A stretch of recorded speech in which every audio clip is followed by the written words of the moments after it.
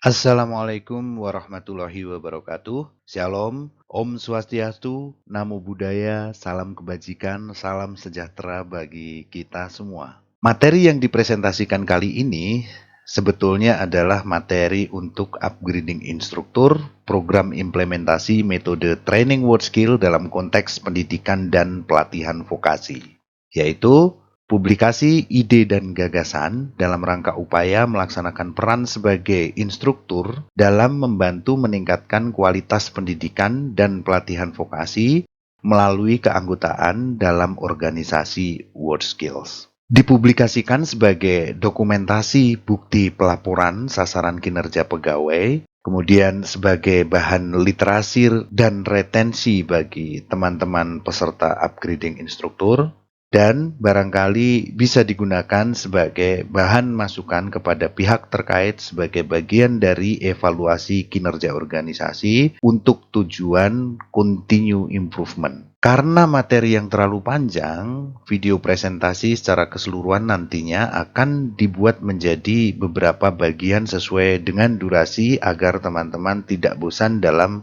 mencermati video ini. Kemudian sebagai disclaimer, konten di dalam video ini tidak ada maksud untuk hal-hal yang tidak baik. Sebaliknya, ini hanya sebuah pendapat tentang keadaan dan pengalaman berlandaskan kepentingan organisasi dan peningkatan peran organisasi melalui peningkatan kapasitas individu.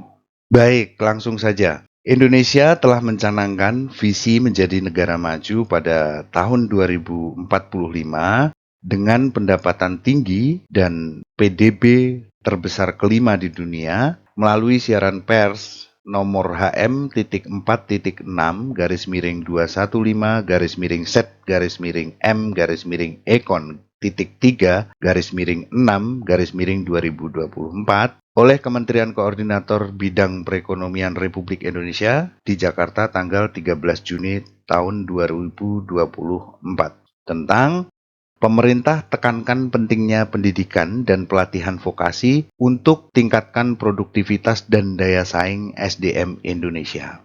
Nah, dalam mewujudkannya, pengembangan sumber daya manusia atau SDM merupakan salah satu kunci utama yang perlu menjadi fokus bersama. Apalagi dengan adanya peluang bonus demografi yang diperkirakan akan mencapai puncaknya pada tahun 2030, Indonesia berpotensi sangat besar untuk memanfaatkan peluang itu jika dapat mempersiapkan SDM dengan baik. Untuk itu, pemerintah Indonesia memberikan prioritas tinggi pada upaya merevitalisasi pendidikan dan pelatihan vokasi atau Technical Education and Training (TVET).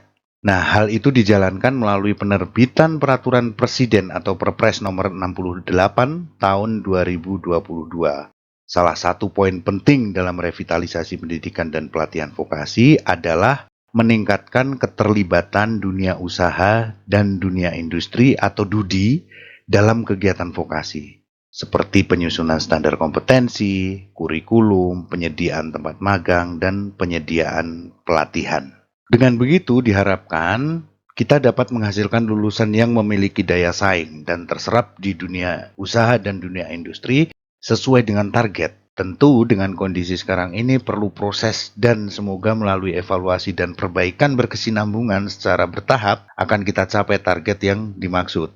Oleh karena itu, kita di level lembaga pelaksana harus bisa menerjemahkan dengan baik dan memilih jalur penyelenggaraan yang efektif dan berdampak signifikan bagi publik sesuai dengan peran masing-masing. Sebagai contoh, instruktur harus melaksanakan perannya dengan baik, tentu saja dengan dukungan yang baik pula dari seluruh pihak agar dapat menghasilkan lulusan yang baik dan memenuhi target outcome yang diharapkan. Tentu saja kita harus membenahi unsur dan proses manajemen pendidikan dan pelatihan yang baik yang akan menjadi kunci. Jadi unsur manajemen antara lain ya manusia, ya investasi, materialnya, mesinnya, metodenya, pasarnya.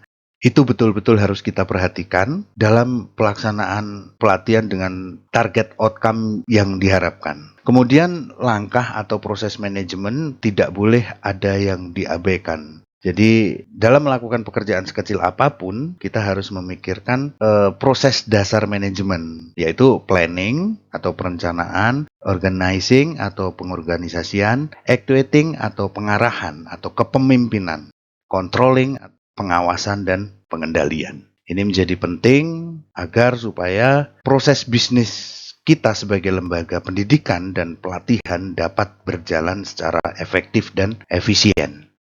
Adapun tujuan dari presentasi kali ini adalah mencoba menyampaikan gagasan untuk mengadopsi metode WordSkill dalam pelatihan dan pendidikan vokasi, agar penyelenggaraan pendidikan dan pelatihan vokasi kita berjalan efektif dan efisien sehingga mampu menghasilkan lulusan-lulusan terbaik yang memiliki daya saing yang tinggi. Tentu saja ini hanya merupakan sebagian kecil dari sistem secara keseluruhan yang menurut saya masih perlu dievaluasi dan dikembangkan lagi sesuai dengan prinsip manajemen, yaitu continue improvement. Misalnya fungsi organisasi, yang apabila kita cermati bisnis prosesnya merupakan satu kesatuan yang tidak bisa dipisahkan ketika kita bicara tentang pengembangan SDM secara menyeluruh. Di Perpres nomor 68 tahun 2024, semua pihak harus berkontribusi dalam pengembangan SDM. Sekali lagi, yang perlu disoroti bukan hanya pelaksana spearhead atau ujung tombak, yaitu guru atau instruktur dalam hal ini, tetapi stakeholder lain yang termasuk dalam kerangka bisnis proses dari lembaga pendidikan dan pelatihan vokasi itu sendiri. Kita harus mulai mengembangkan jejaring dengan dunia usaha dan dunia industri, kerjasama dengan dinas daerah, dan masih banyak lagi tantangan atau peluang yang mestinya digarap secara serius oleh orang-orang yang betul-betul memahami dan bersedia saling berkolaborasi dengan membawa visi Republik tercinta dan menjalankan misi sesuai dengan kapasitas masing-masing. Menghilangkan ego sektoral juga menjadi hal yang penting, atau bahkan ego pribadi, dan berupaya selalu terbuka menerima kritik dan saran. Ini harus menjadi budaya kita agar kita semua bisa tumbuh bersama dalam dinamika harmonisasi yang menjadi salah satu tantangan kita.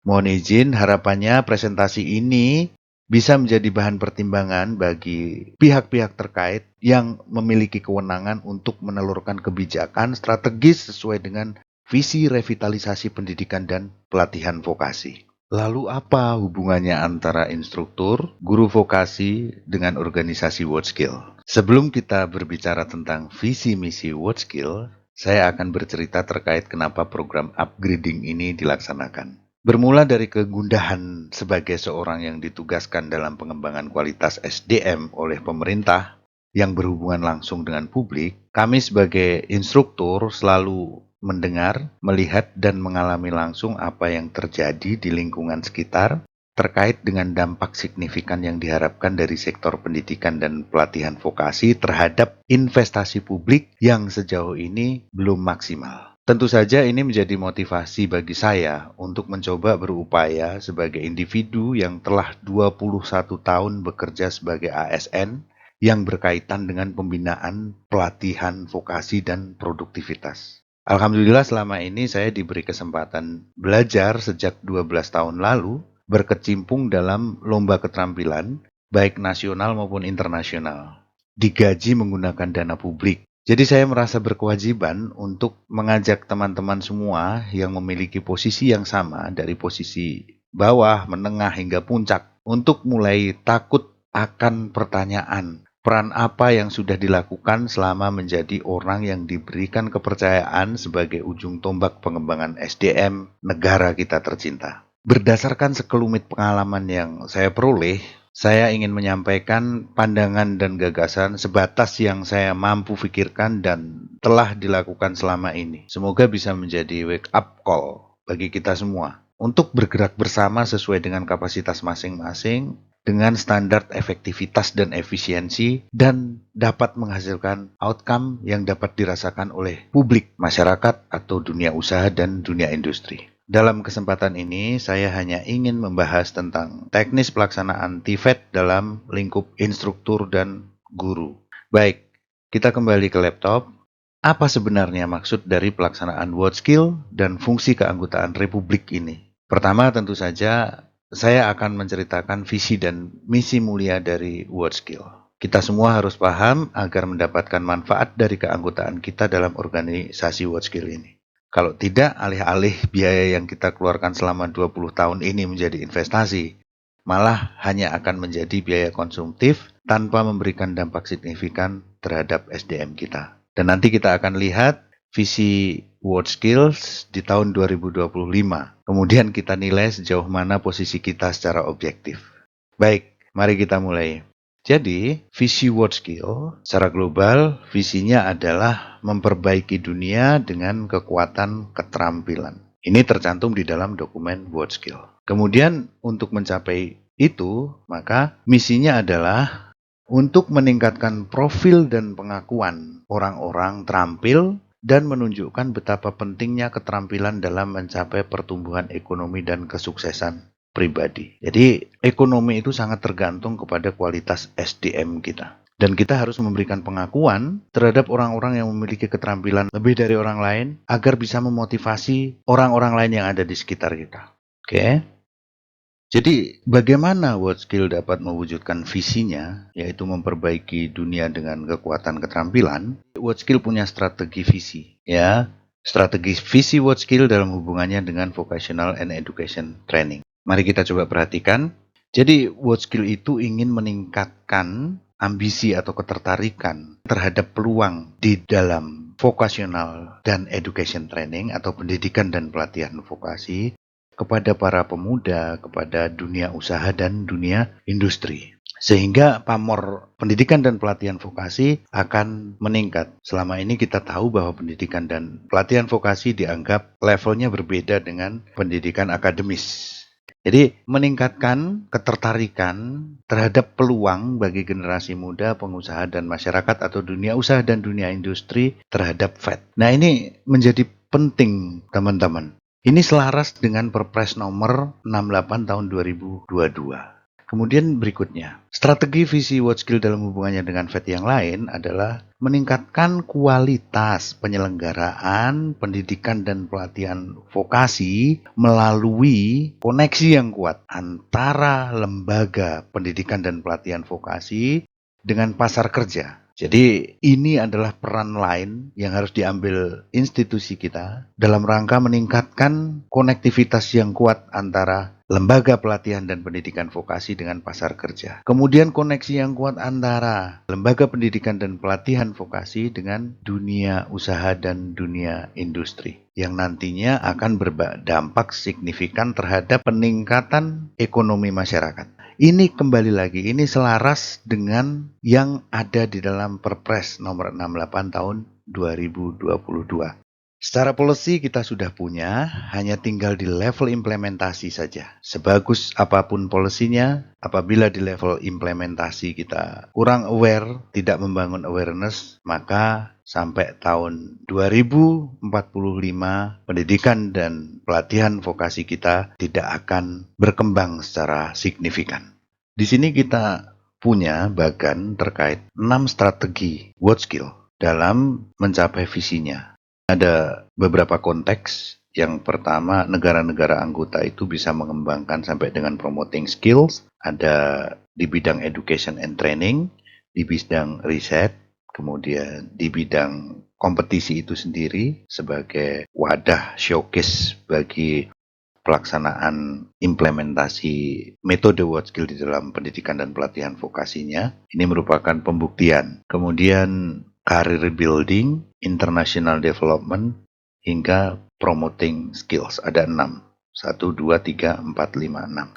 Di sini saya akan coba menyoroti di bidang kita, yaitu di bidang education and training atau vocational education and training atau pendidikan dan pelatihan vokasi. Di sana ada beberapa pola WordSkill yang sebetulnya kita sudah punya, hanya saja kita perlu mencoba mengadopsi metode WordSkills yang efisien bagi pola transfer skills di penyelenggaraan pendidikan dan pelatihan vokasi kita, yaitu penggunaan marking schemes dalam proses pembelajaran dan pelatihan di pendidikan dan pelatihan vokasi. Kita hanya tinggal berpatokan kepada WordSkill Occupational Standard, di mana WordSkill Occupational Standard itu adalah hasil TNA global yang dilakukan oleh para pakar, para ahli, para expert, kemudian dunia industri dan dunia usaha yang terkumpul menjadi satu kesatuan, yaitu World Skill Occupational Standard untuk masing-masing bidang keterampilan. Nah, kemudian dari World Skill Occupational Standard itu nanti akan diturunkan ke dalam desain kurikulum dan desain pedagogi atau desain transfer skills atau pengetahuannya. Nah, ini menjadi penting saya kira untuk kita kembangkan di lembaga pendidikan dan pelatihan vokasi. Dalam presentasi ini kita hanya akan menyoroti strategi World Skills yang terkait dengan bidang penyelenggaraan vocational and education training atau di lembaga pendidikan dan pelatihan vokasi. Nah, dalam konteks vocational and education training, lembaga pendidikan dan pelatihan vokasi, WorldSkill berkomitmen untuk membantu anggota dan kandidat dalam meningkatkan kualitas dan efektivitas sistem vocational and education training nasional negara anggota sesuai dengan WorldSkill Occupational Standard. Dan untuk mengembangkan dan mendokumentasikan best practice untuk membantu memenuhi tujuan UNESCO dalam hal International Recognition of Qualification. Dan ini akan dijalankan oleh WorldSkill di tahun 2025. Sementara kita baru training center saja, itu pun hanya pelatihan yang diperuntukkan untuk lomba. Padahal lomba itu hanya sampingan, juara itu hanya bonus. Tetapi yang lebih penting WorldSkill ini tujuannya adalah memberikan benchmark, cara dan metode dalam memberikan atau mendelivery atau transfer skills kepada peserta pelatihan. Coba kita renungkan teman-teman semua, kita sebagai instruktur memiliki peranan yang signifikan di dalam hal ini. Baik, kita lanjut. Nah, sekarang mari kita coba merefleksikan diri atau berefleksi diri.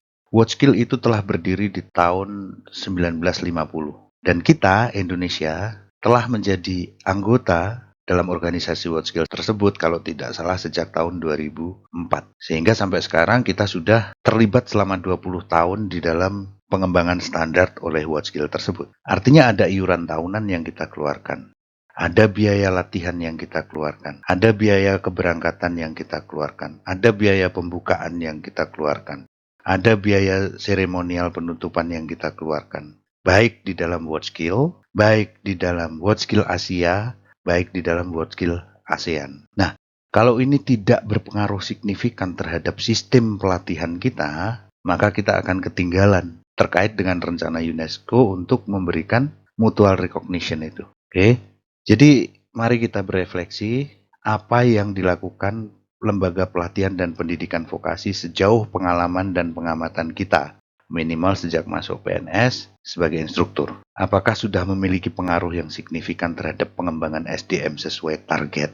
Kalau saya menilai belum, ini bisa jadi bahan diskusi. Karena sejak 21 tahun saya sebagai instruktur, justru sekarang pelatihan itu dari sisi unsur manajemen, semakin tahun bahan pelatihan semakin naik harganya. Tapi coba kita lihat anggaran pelatihan dari 8 atau 7 tahun yang lalu itu berbeda jauh. Mungkin setengahnya sekarang ini. Nah, kita sebagai instruktur dituntut untuk melaksanakan pelatihan dengan filosofi melakukan berulang-ulang itu dengan unsur manajemen yang kurang terpenuhi tadi. Nah, ini menjadi penting, menjadi bahan renungan untuk kita semua. Kita melakukan praktek terbaik sehingga kita bisa memberikan masukan, entah itu kepada pimpinan, entah itu kepada DPR, bahwa pelatihan dan pendidikan vokasi itu penting dan harus menjadi prioritas utama. Nah, kemudian sejauh ini apakah fungsi dari bisnis proses di institusi kita berjalan dengan baik? Membangun jejaring dengan industri. Apakah sudah maksimal? Belum. Kemudian melakukan TNA. Dilaksanakan. Hanya saja dampaknya juga kurang signifikan. Nah, inilah yang perlu kita bangun. Kesadaran kita, bukan hanya instruktur, tetapi kepada seluruh pihak yang termasuk di dalam proses bisnis lembaga pendidikan dan pelatihan vokasi. Kualitas pelatihan. Evaluasi pelatihan, apakah sudah menghitung sampai dengan return of training investment? Padahal sebetulnya sumber daya untuk itu ada SDM-nya. Jadi marilah kita maksimalkan semua lini dan kita sebagai instruktur harus bekerja dengan baik. Sehingga kita bisa mendorong, memberikan inspirasi kepada lini-lini yang lain untuk bekerja maksimal juga. Sehebat apapun instrukturnya, sehebat apapun siswanya, kalau tidak didukung sistem yang baik, maka target itu juga tidak akan tercapai. Tidak dilakukan evaluasi dari tahun ke tahun, hanya melakukan rutinitas saja. Nah, ini yang bikin orang-orang tertentu menjadi gundah. Nah, dalam kesempatan ini, ayolah teman-teman, kita mulai menjalankan peran kita, baik sebagai instruktur, baik yang lain, untuk menjalankan peran secara maksimal sesuai dengan fungsinya, sehingga bersama-sama kita saling bergandengan tangan untuk memajukan atau meningkatkan kualitas pendidikan dan pelatihan vokasi kita. Nah, saya kira untuk presentasi sesi 1 ini cukup. Nanti selanjutnya kita akan membahas tentang teknik penggunaan marking scheme di dalam proses pelatihan. Ini supaya mengendap dulu, nanti akan kita upload lagi materi-materi yang kemarin supaya bisa menjadi retensi bagi teman-teman dan menjadi literasi dalam mengimplementasikan pola word skill di unit kerjanya atau satkernya masing-masing. Terima kasih. Assalamualaikum warahmatullahi wabarakatuh. Salam kompeten.